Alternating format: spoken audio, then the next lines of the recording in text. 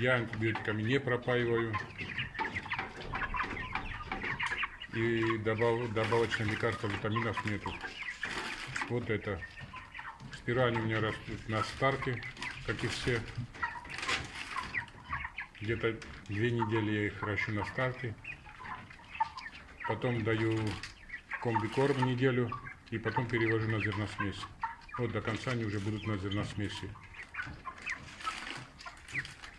Пишите, с удовольствием прокомментирую, отвечу, комментируйте.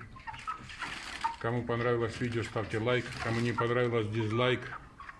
Заходите, подписывайтесь. Буду очень благодарен. До новых встреч. Всем удачи!